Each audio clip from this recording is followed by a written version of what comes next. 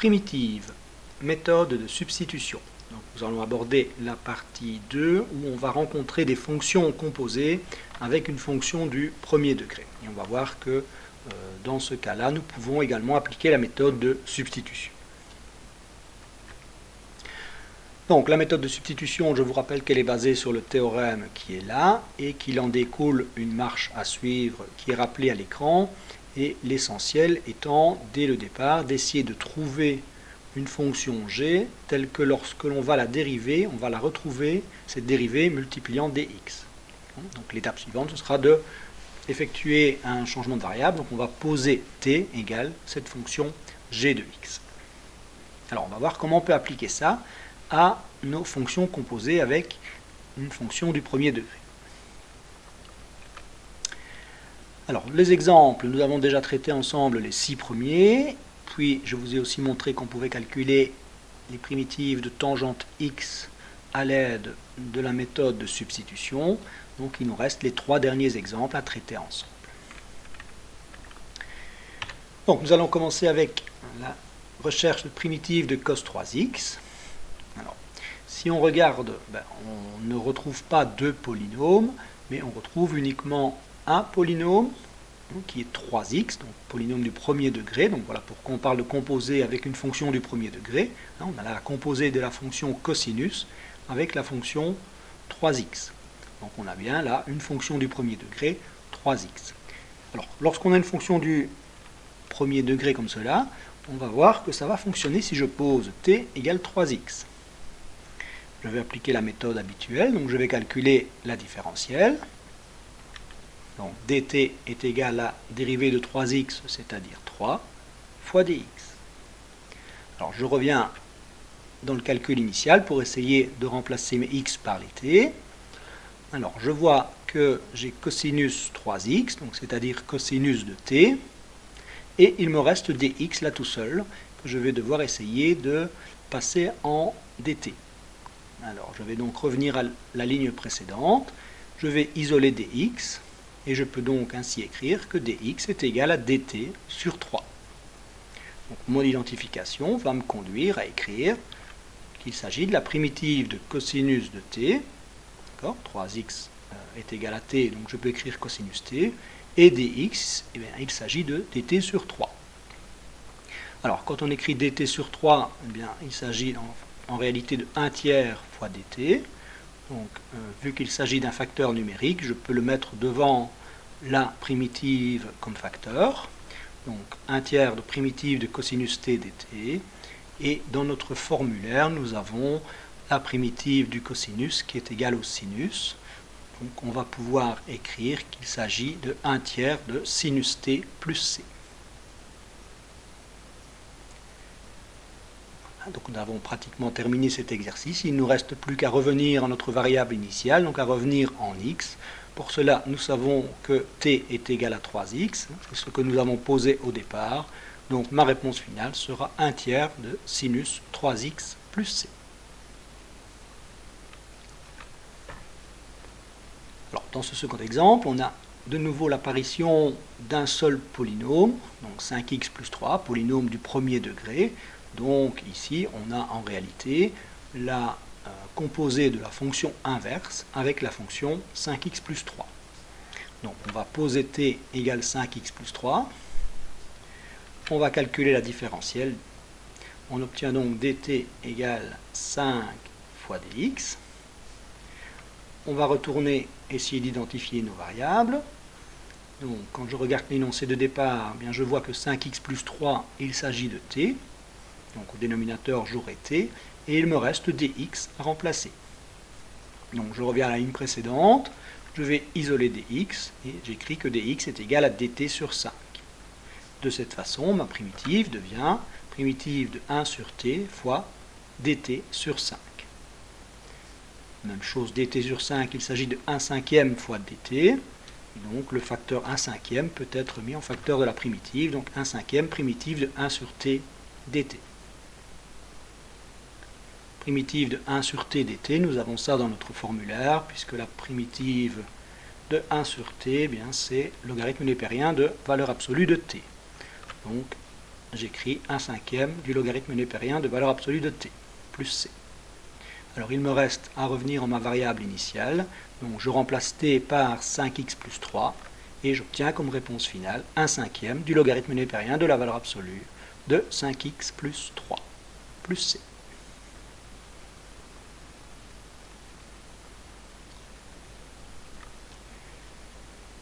Dans le troisième exemple, je retrouve de nouveau une fonction du premier degré, donc un polynôme du premier degré, 7 moins 8x, qu'on va élever au cube. Donc il s'agit bien d'une fonction composée, la fonction cube, avec la fonction du premier degré, 7 moins 8x. Donc nous allons poser t égale la fonction du premier degré, donc 7 moins 8x. On calcule la différentielle, dt est égal à moins 8 dx. On retourne dans l'énoncé de départ et on essaye d'identifier les différents éléments. Alors on a 7 moins 8x, c'est t, donc ce sera t au cube, et une fois encore j'ai dx qui est tout seul, donc je vais retourner à la ligne précédente pour isoler dx. Donc j'ai écrit que dx est égal à dt sur moins 8, et ainsi je peux écrire mon énoncé de départ sous la forme primitive de t au cube fois dt sur moins 8.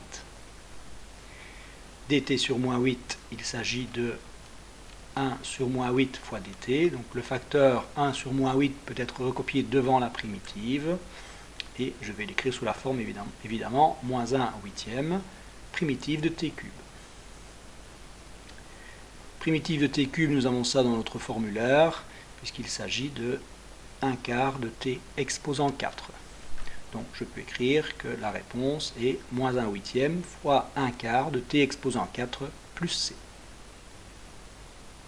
En effectuant le produit demandé et en remplaçant t par sa valeur, on obtient comme réponse finale moins 1/32 de 7 moins 8x exposant 4 plus c.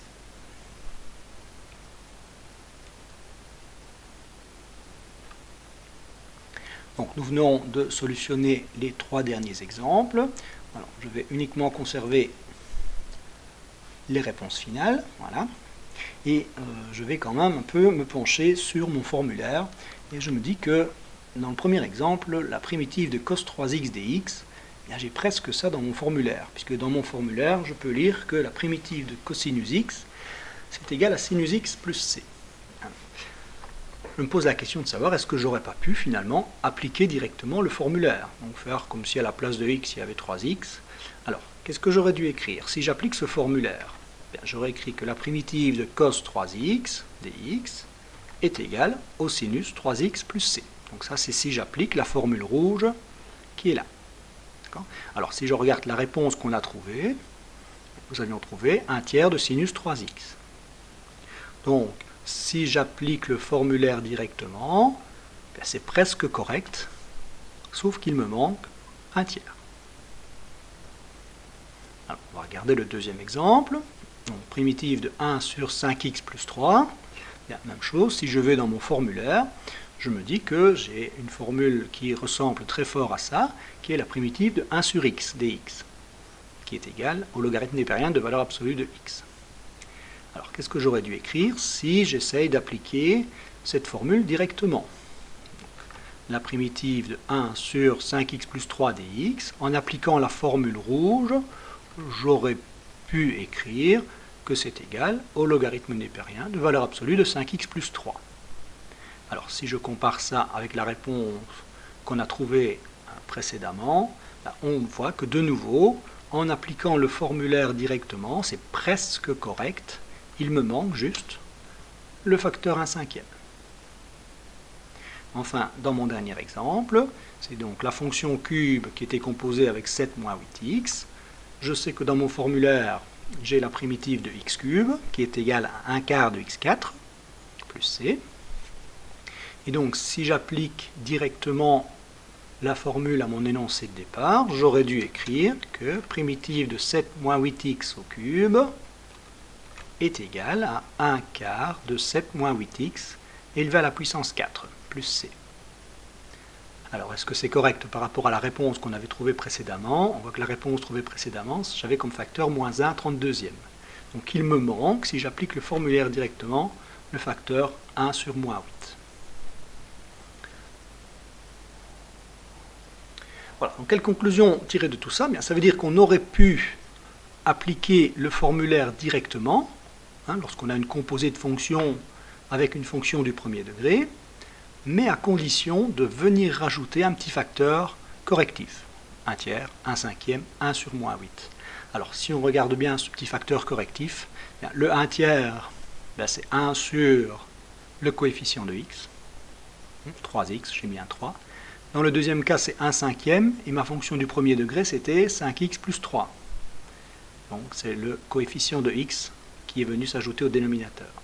Et dans mon dernier exemple, j'avais la fonction du premier degré 7 moins 8x, et on voit que le facteur que je vais devoir venir ajouter est 1 sur moins 8. Donc de nouveau, 1 sur le coefficient de x. Donc petite astuce maintenant, si dans mon formulaire, je remplace x par une fonction du premier degré, ax plus b, je peux le faire, mais je dois ajouter le facteur 1 sur a, donc 1 sur le coefficient de x, à ma réponse. D'accord ? Moi j'appelle ça simplement, cette méthode-là, la méthode du formulaire amélioré. Donc c'est un formulaire qui est valable au départ pour x, pour toutes des fonctions de x, et on va appliquer ce formulaire aux fonctions composées avec des fonctions du premier degré. Donc si à la place de x, vous avez une fonction du premier degré, vous pouvez quand même appliquer votre formulaire, mais à condition d'ajouter 1 sur le coefficient de x à votre réponse. Donc on va reprendre quelques exemples. Donc les exemples qui suivent ne se trouvent pas dans les notes, vous pouvez toutefois forcément les recopier. Alors, proposons-nous de solutionner cet exercice, donc primitive de 5x plus 4 au carré. Alors il s'agit de la fonction carré composée avec la fonction du premier degré 5x plus 4. Donc dans mon formulaire, je vais aller rechercher la fonction carré. Dans mon formulaire, je peux lire que la primitive de x carré, c'est 1 tiers de x cube plus c. Alors, donc, si j'applique mon formulaire, je vais écrire que c'est égal à 1 tiers de 5x plus 4, qui joue le rôle de x, au cube. Alors attention, j'ai appliqué mon formulaire alors que ce n'est pas x, mais une fonction du premier degré. Donc pour pouvoir faire ça, je suis obligé de venir ajouter 1 cinquième, donc 1 sur le coefficient de x. Et je trouve donc comme réponse finale 1 quinzième de 5x plus 4 au cube plus c. Vous voyez que c'est rapide, je ne dois plus faire de substitution, je passe plus par t égale, je peux faire ce genre de calcul directement. D'accord ? Ce qu'on appelle aussi parfois des primitives quasi immédiates, ou formulaire amélioré. Deuxième exemple pour vous montrer comment appliquer cela. Donc, primitive du cosinus de 1 moins 3x. Donc, on a donc la composée de la fonction cosinus avec la fonction du premier degré 1 moins 3x. Alors, je vais chercher dans mon formulaire la primitive de cos x, qui est égale à sinus x. Et en appliquant ce formulaire au cosinus de 1 moins 3x, j'écris sinus de 1 moins 3x. Alors attention, je ne peux pas utiliser mon formulaire puisque j'ai remplacé x par une fonction du premier degré. Donc si je veux pouvoir avoir la réponse correcte, bien je dois venir mettre un facteur correctif, 1 sur le coefficient de x. Donc je vais ajouter 1 sur moins 3. Réponse finale, moins 1 tiers de sinus de 1 moins 3x plus c. D'accord ? Donc j'insiste bien, on ne va plus passer lorsqu'on a ce genre d'exercice par la substitution. Donc on ne va plus poser, on écrit directement la réponse, on fait les petites démarches qui sont ici. Alors un troisième exemple, donc primitive de e exposant 2x dx. Donc il s'agit de la fonction exponentielle composée avec la fonction du premier degré 2x. Je vais voir dans mon formulaire primitive de e exposant x, c'est e exposant x. Donc ça voudrait dire qu'ici je peux écrire que primitive de e exposant 2x, c'est e exposant 2x plus c. Attention, j'ai appliqué le formulaire, mais je ne pouvais pas, puisqu'à la place de x, c'est 2x. Donc je vais devoir corriger en ajoutant le facteur 1 sur le coefficient de x, donc 1 sur 2. Donc, réponse finale, 1 demi de e exposant 2x plus c.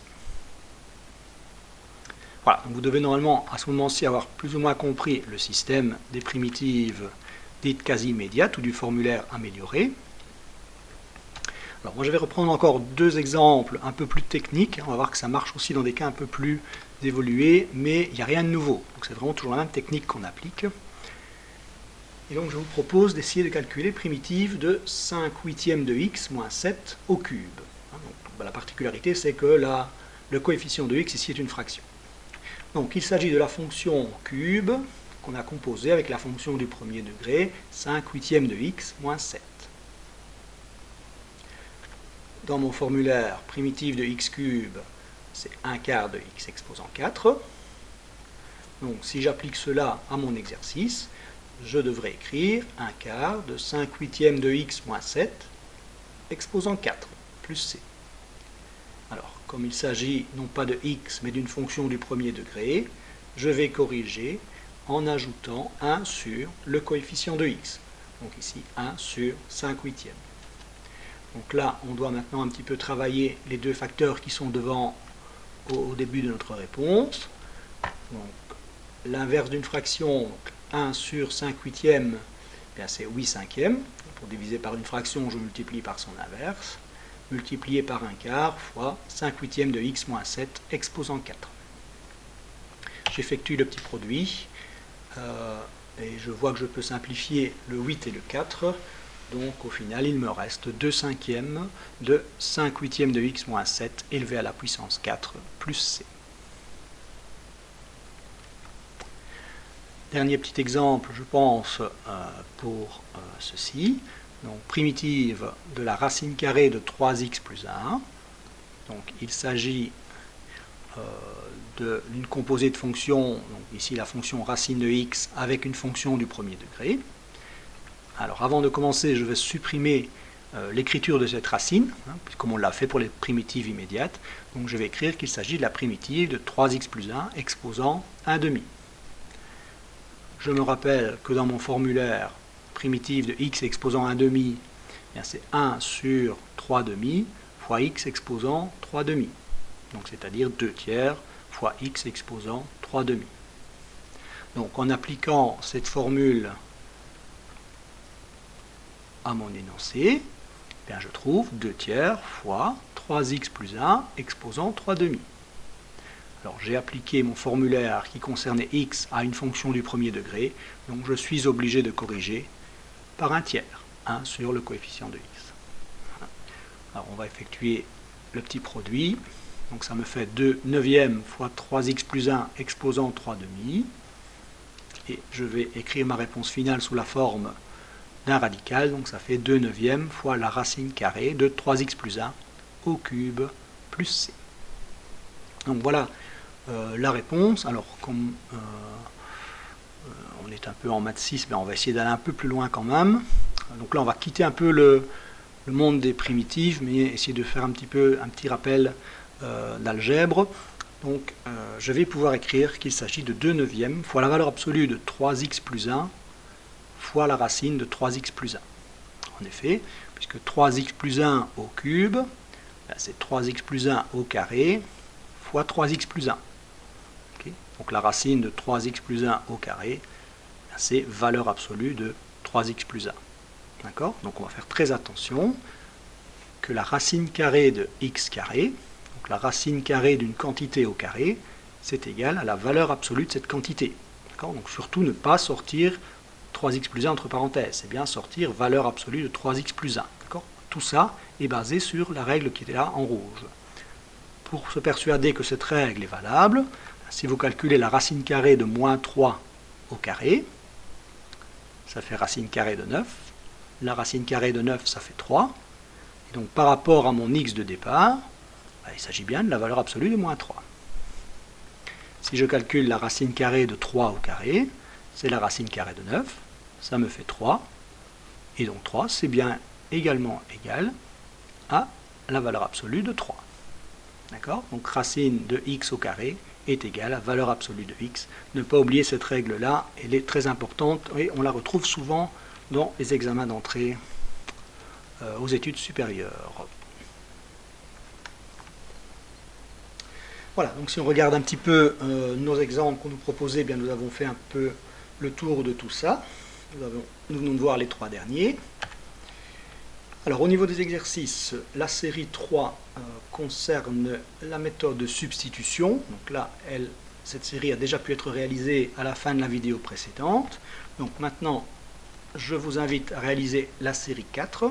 Alors la série 4, il s'agit systématiquement de fonctions composées avec des fonctions du premier degré. Donc ça va très vite. Je dois surtout ne plus poser. D'accord, c'est vraiment appliquer le formulaire amélioré, donc primitive quasi immédiate. En ce qui concerne les exercices 8, 9, 11, 12, 13, là je vais commencer en utilisant la linéarité, donc en décomposant ça sous la forme d'une somme de 2 primitives. Voilà, pour le reste, si vous avez compris le système, tout devrait bien se passer. Oui, petite remarque peut-être en ce qui concerne l'exercice 4. Donc, quand j'écris le cosinus de x demi, il s'agit en réalité du cosinus de, entre parenthèses, 1 demi fois x. Je suppose que vous savez ça. Même chose à l'exercice 11, sinus de 2x sur 5, il s'agit en fait du sinus de 2 cinquièmes de x, 2 cinquièmes fois x. Et ainsi de suite. Alors après la série 4 vient une autre série 5, donc là c'est une série mélangée, donc vous avez à la fois des fonctions composées avec des fonctions du premier degré, et vous avez à la fois des cas plus généraux où on doit faire une substitution complète, donc poser t égale. D'accord, je vous laisse un petit peu regarder tout ça. N'oubliez pas systématiquement que les règles qu'on a vues précédemment restent valables. Donc par exemple, l'exercice 10, on va commencer par faire la somme des 2 primitives. Exercice 11, on va commencer par faire la différence des 2 primitives. Voilà, donc je crois qu'avec ça, vous pourrez vous entraîner sur ces exercices et j'espère qu'on se revoit très vite